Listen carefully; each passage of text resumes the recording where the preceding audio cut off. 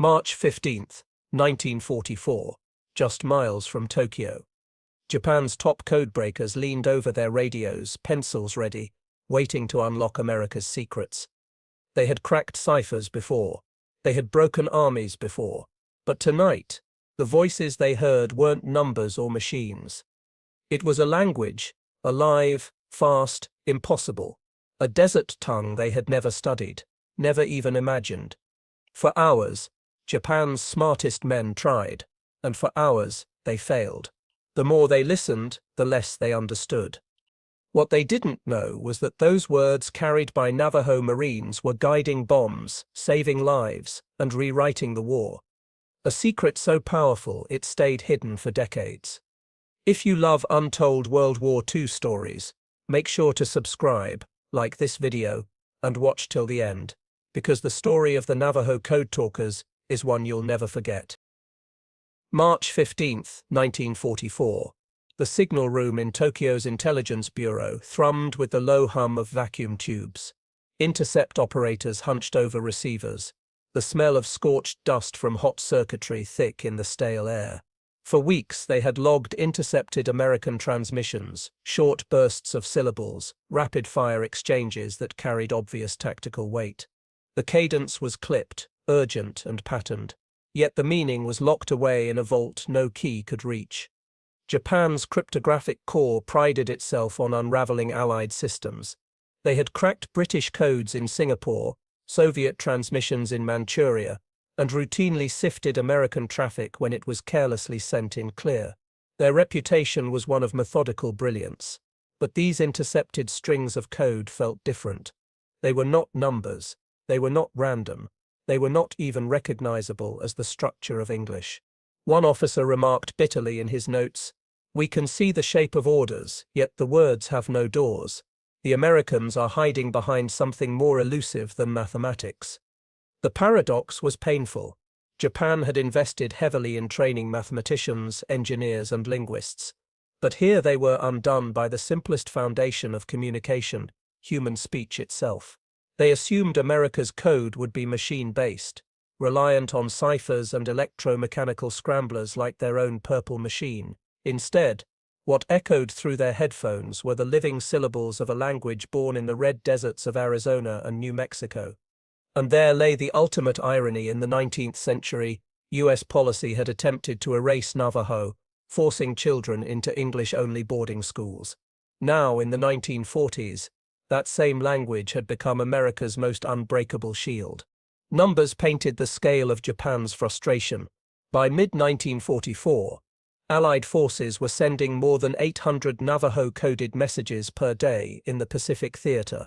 Japanese cryptanalysts recorded hundreds of hours of these strange broadcasts, yet not a single message was ever decrypted. One analyst later admitted in frustration, "It sounded like chanting, like music without score. We could not even separate the words." The sensory picture was unforgettable.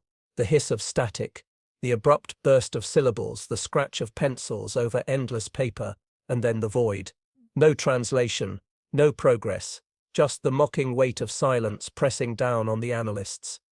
This wasn't propaganda, it was reality. While American Marines stormed beaches under covering fire directed by Navajo transmissions, Tokyo's brightest minds sat paralyzed in their own war rooms, listening to ghosts.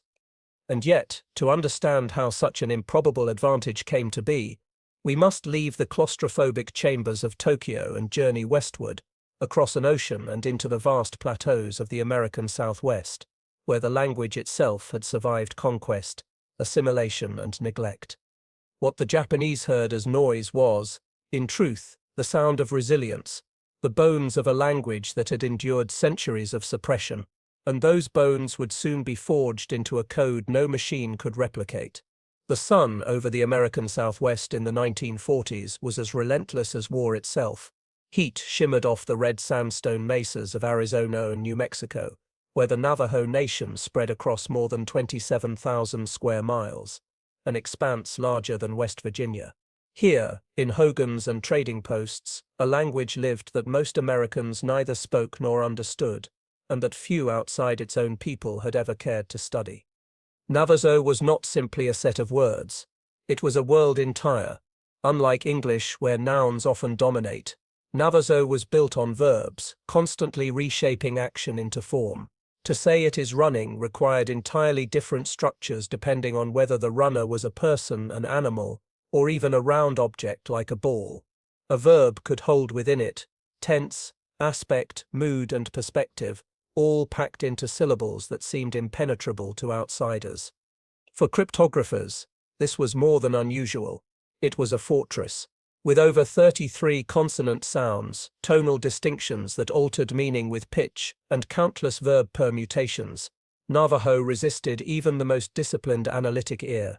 In 1940, census figures estimated that about 170,000 Navajo lived across the reservation. Of these, fewer than 30 non-Navajo individuals had any working fluency. The odds of an Axis analyst in Tokyo or Berlin understanding even a fragment were effectively zero. The paradox lay in its invisibility. The language was ancient, oral, and marginalized. U.S. policy had long pushed assimilation. In government schools, Navajo children were punished for speaking their tongue, hands wrapped, mouths washed with soap, hair cut short.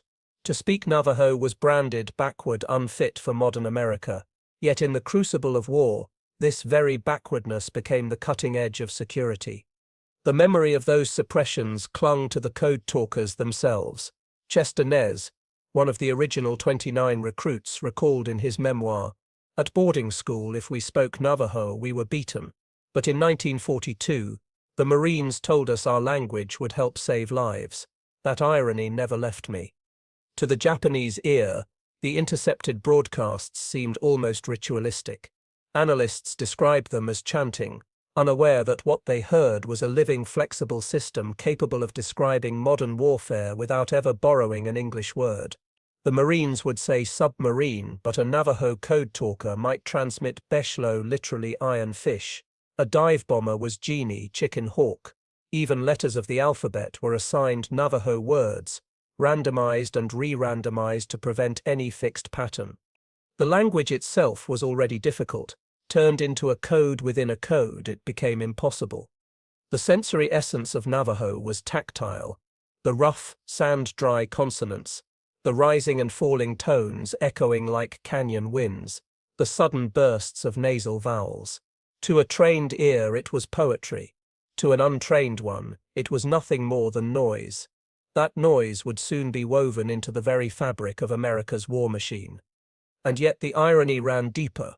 For centuries, Native American contributions had been erased from the nation's narrative. By 1940, Navajo families struggled with poverty rates over 60%. Government had seized grazing lands, imposed rationing, and left reservations with some of the highest tuberculosis rates in the country. These communities were not seen as America's strength. They were its forgotten corners.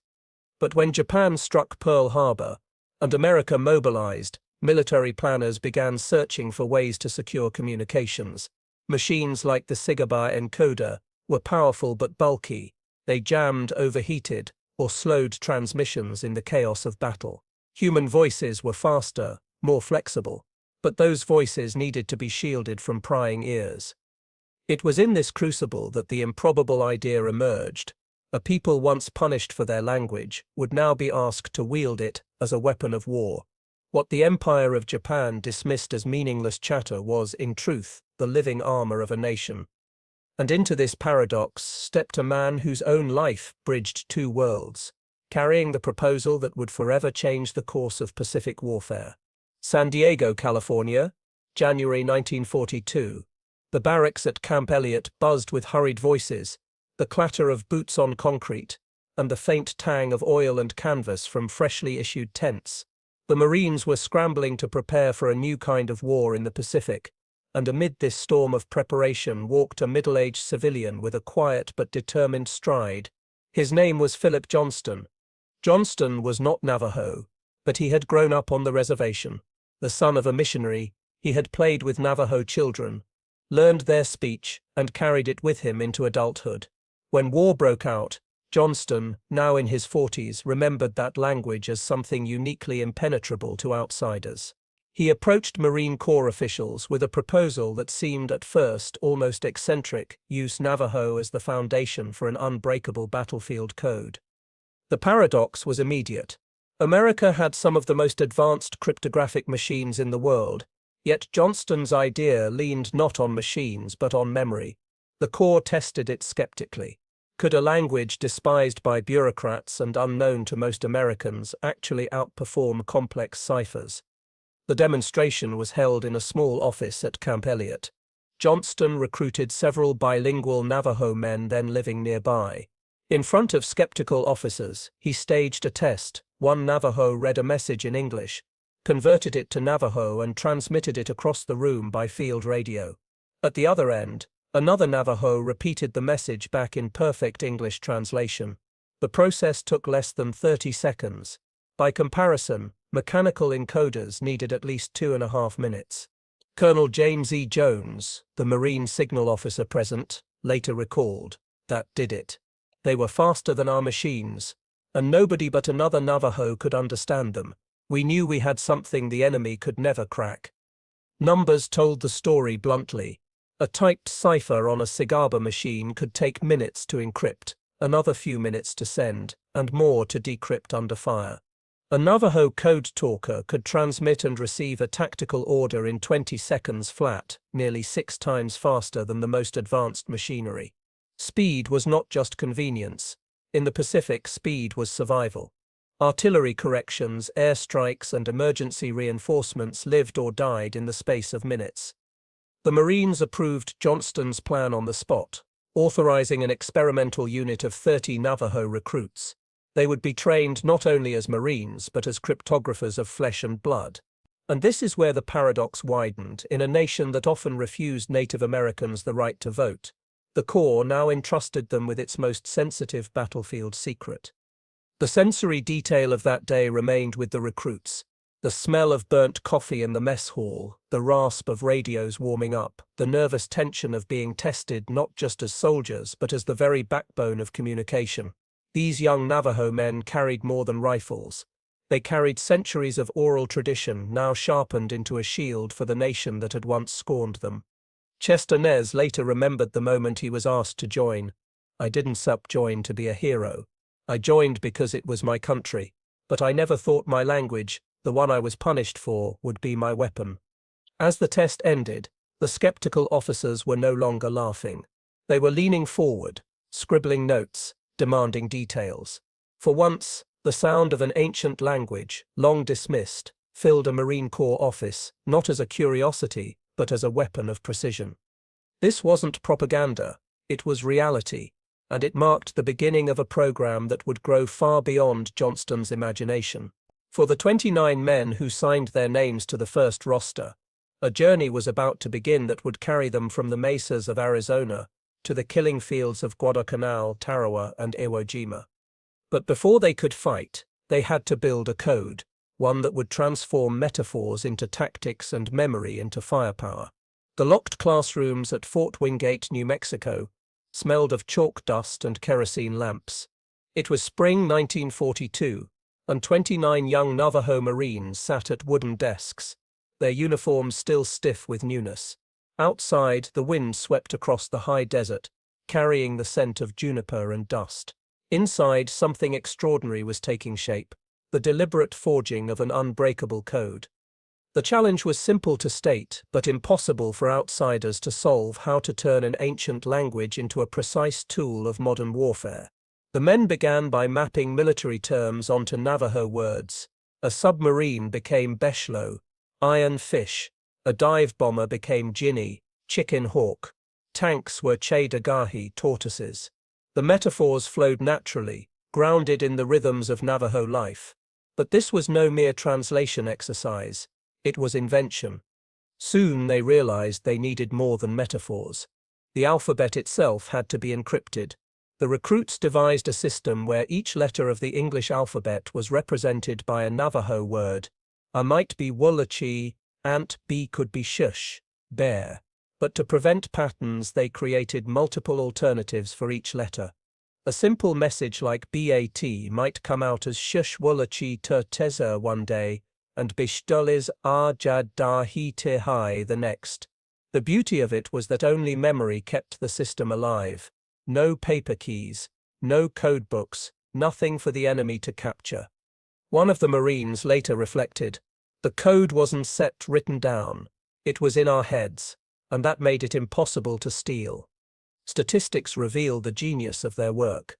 By the time the code was finalized, it included 211 base words for common military terms, along with 411 alphabet equivalents, and this was only the beginning. Over the course of the war, new terms were constantly added: hand grenade, scout plane, machine gun. The code grew as the war grew, flexible yet secure. The paradox deepened. A culture long dismissed as primitive was now producing one of the most sophisticated communication systems in modern warfare. At Fort Wingate, young men who had once been punished for speaking Navajo now stayed awake late into the night, drilling vocabulary lists, whispering words under their breath until the sound of their language felt like the sound of armor. The sensory impression of those classrooms was unforgettable. The rasp of chalk across blackboards covered in looping characters. The murmur of Navajo syllables traded back and forth in low voices. The metallic click of training radios, static hissing between each coded burst. By day they trained like ordinary Marines. By night they built a code that would change the war. One Marine, Samuel Holliday, remembered with pride, "We were told to keep it in our memory. I prayed every day I would not forget a single word because lives depended on it." By the summer of 1942, the 29 had forged something entirely unique, a code within a code, faster than any machine, more secure than any cipher. At its heart was the Navajo language itself, alive, unwritten, flexible, and completely unintelligible to the Japanese. And yet the true test had not come. It was one thing to build a code in a desert classroom, another to carry it into the chaos of battle. Radios crackled differently under fire. Nerves frayed. Bullets sang overhead. Would the code hold in the heat of combat? Would these young men remember every syllable when fear made hands tremble and mouths dry? The answer would come soon, on distant islands covered not with sagebrush and sandstone but with jungle mud and coral sand. The first trial by fire awaited: Guadalcanal, Tarawa, and the proving ground of war. The first echoes of the Navajo Code in combat came not in the deserts of the southwest, but on a distant island drenched in jungle rain. August 1942, Guadalcanal.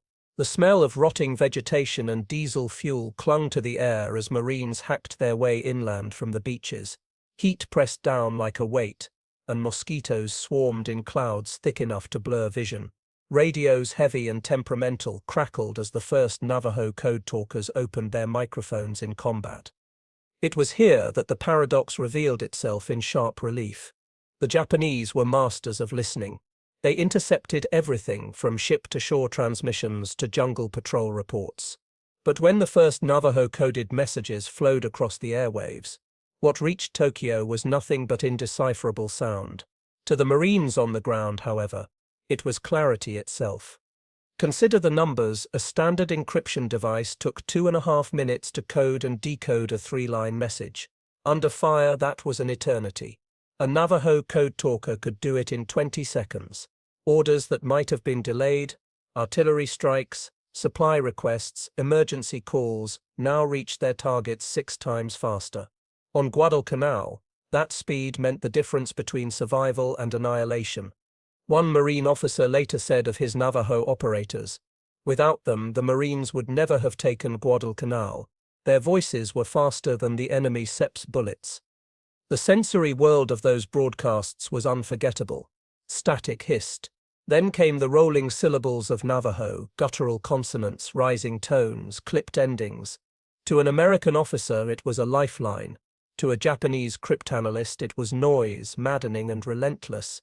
Imagine being trained to break the most complex ciphers, only to be undone by the sound of a language you didn't even know existed. At Tarawa, in November 1943, the stakes rose higher. Marines faced a heavily fortified atoll where Japanese defenders fought to the death.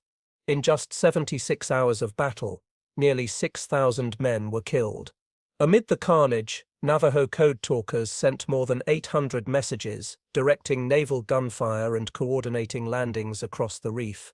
None were ever broken, delayed, or mistranslated. One Marine recalled hearing a Navajo voice over the radio as shells rained down on enemy bunkers. It was like listening to thunder turn into lightning. The order was instant, and the fire came down right where we needed it. For the Japanese, the frustration deepened. Their monitors recorded every broadcast, certain they were hearing tactical information. They slowed the recordings, studied the phonetics, even played them backward, searching for patterns. Still nothing. Not a single Navajo message was cracked. The paradox grew heavier. The Japanese had expected America's strength to come from machines, factories, and industry.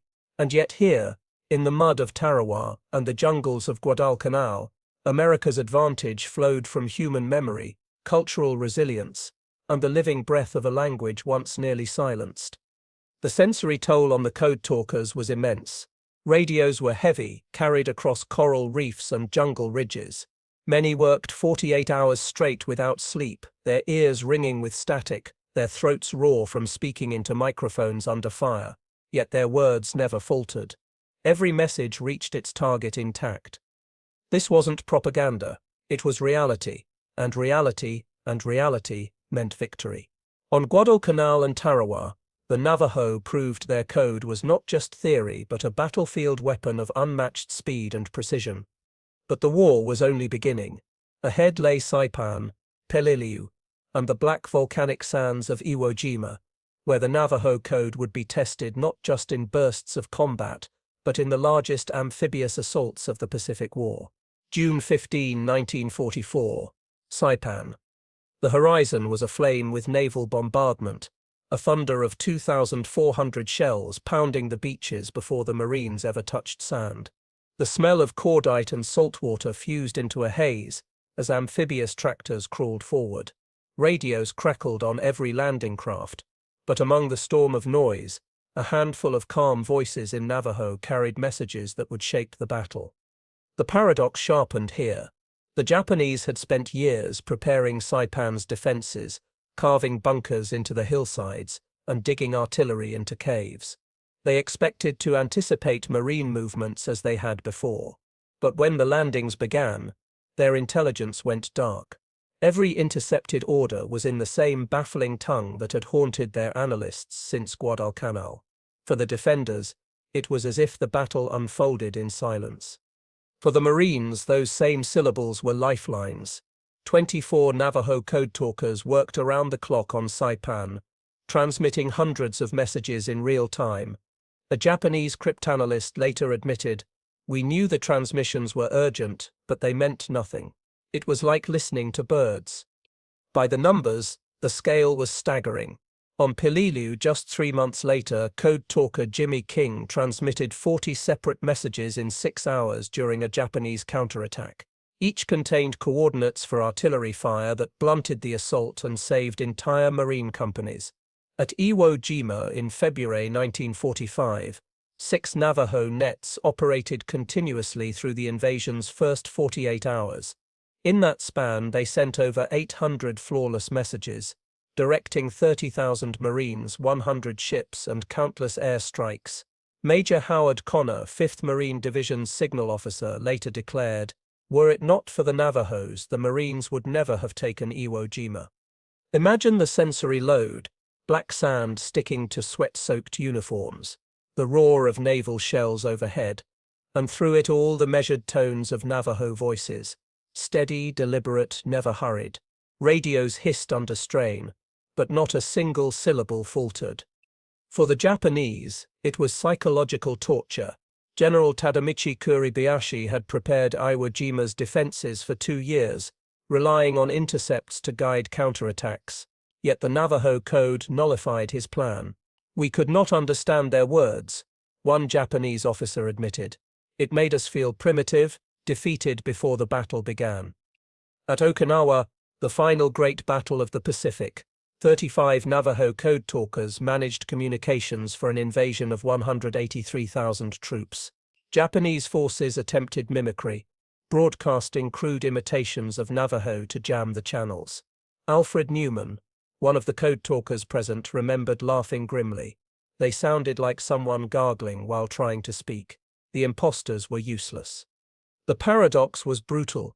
Japan's empire had invested vast resources in cryptography: 500 personnel, 118 radio receivers, 20 direction finders, yet its best cryptanalysts were undone by the voices of young men who had once been beaten in American boarding schools for speaking the very same language.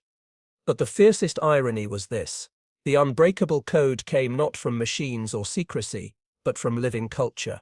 A people whose traditions had been suppressed turned their language into a shield for the nation that had once silenced them. Still, the Japanese refused to surrender the fight. Their cryptographic war shifted into desperation, jamming, mimicry, and the hunt for prisoners, and that battle would take its own dark turn. March 1945. The war's final months. Tokyo smoldered from incendiary raids, and Japanese officers grasped at any tactic to regain an edge. Their cryptographic war against the Navajo Code Talkers turned desperate. If they could not solve the code, they would try to silence the men who carried it. Orders circulated through Japanese intelligence: capture or kill enemy radio main at all costs. Reports filtered back to American commanders that snipers were deliberately targeting Marine radio operators. One Marine officer recalled, "They'd let the riflemen pass, but the moment a man carried a handset, he was marked." The paradox was cruel. The very language that shielded American forces also painted a bullseye on the backs of its speakers. To counter the threat, the Marines assigned bodyguards to every code talker.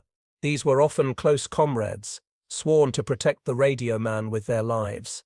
Chester Nez later remembered the unspoken order: if capture was imminent, our own guards were told to shoot us rather than let us fall into enemy hands.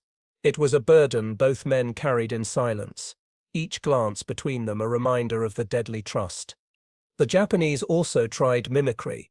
On Okinawa, enemy broadcasts occasionally interrupted Marine frequencies, crudely imitating Navajo rhythms, but the fakes collapsed instantly. The code talkers used strict protocols. Every message began with authentication phrases, their delivery so quick and fluid that no imposter could replicate them. "We'd laugh when we heard the Japanese try," recalled Samuel Sandoval. "They didn't even sound human." Yet beneath the laughter lay exhaustion. By 1945, more than 400 Navajo had been trained for the code program.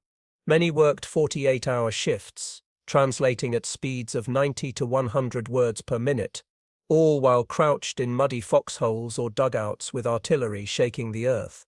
Their hands blistered from handling radios, their voices hoarse from constant use, their ears ringing from the unending din of war.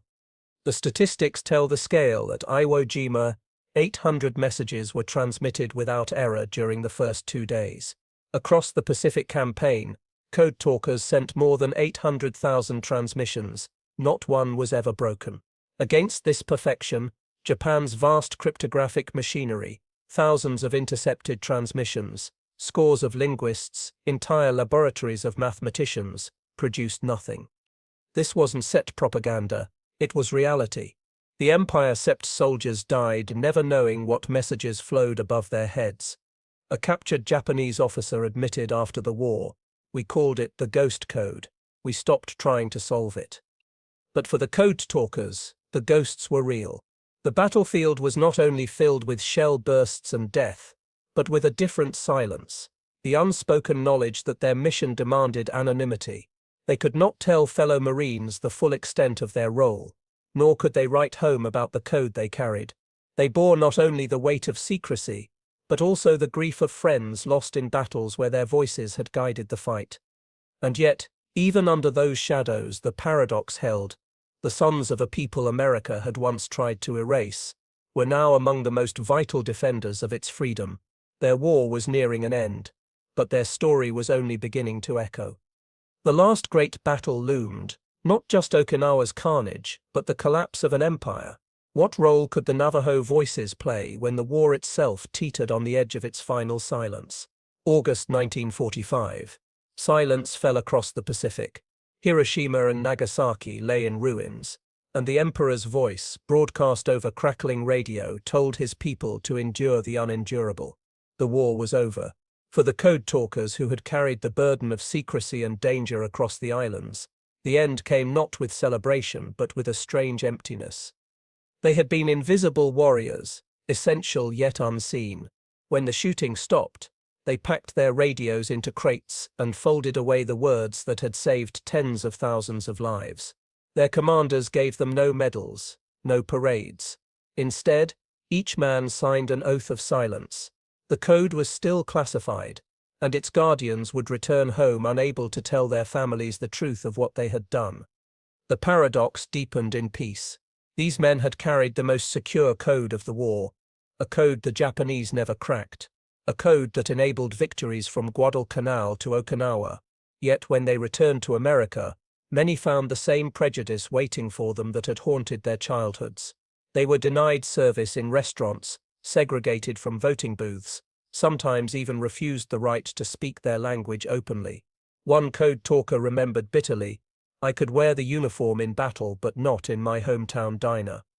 And yet, their legacy endured. In numbers it was staggering. More than 800,000 coded messages transmitted, not a single one broken. 400 Navajo men served as code talkers. None ever betrayed the trust placed in them. Major Howard Connor's words at Iwo Jima, "Were it not for the Navajos, the Marines would never have taken Iwo Jima," became a truth etched into history. The irony was final and undeniable. Japan's empire had risen believing in racial superiority and the inevitability of its divine mission. It left the war undone by the voices of men its scholars dismissed as primitive, and America, which had once punished Navajo children for speaking their language, had found its survival in that very language. This wasn't set propaganda, it was reality. They had come as conquerors, they left as students. The code talkers' silence lasted decades, until their service was declassified in 1968 and finally honored in 2001 when they received congressional gold medals. By then many had passed away, their voices lost, their secrets buried until too late. But those who remained carried themselves with quiet pride. Their language, once mocked, once nearly erased, had carried America to victory. And so the legacy stands that in the greatest war humanity ever fought, the most unbreakable weapon was not steel or fire, but culture, not bombs, but words, not silence, but voices. In the end, America's greatest shield came not from machines, but from memory, the memory of a people who endured, and who spoke into radios so the world could remain free.